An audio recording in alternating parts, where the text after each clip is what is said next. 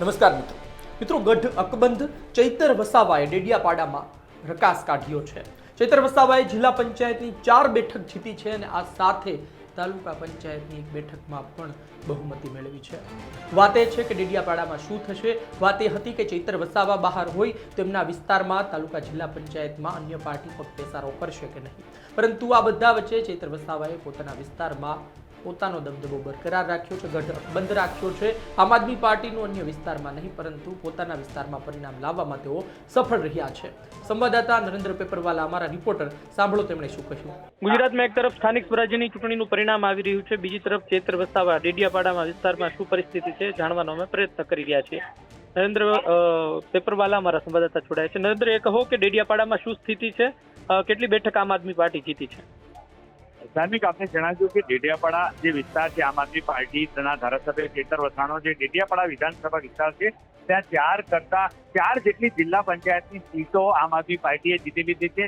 સાથે સાથે જે ચિકદા નવો તાલુકો બન્યો છે એ ચિકદા તાલુકા પંચાયતમાં પણ આમ આદમી પાર્ટીએ 9 સીટો જીતીને બહુમતી મેળવી છે। એટલે કે જે નવો ચિકદા તાલુકો છે તે ચિકદા તાલુકામાં આમ આદમી પાર્ટી ને બહુમતી મળતા હવે આમ આદમી પાર્ટી ત્યાં પોતાનું જે બોર્ડ બનાવશે। એટલે કે ડેડિયાપાડા સાગબારા વિસ્તારની અંદર ચૈતર વસાવાના કારણે આમ આદમી પાર્ટીને મોટી સફળતા મળી રહી છે અને તાલુકા પંચાયત ને જિલ્લા પંચાયતની સીટો આમ આદમી પાર્ટી જીતી રહી છે।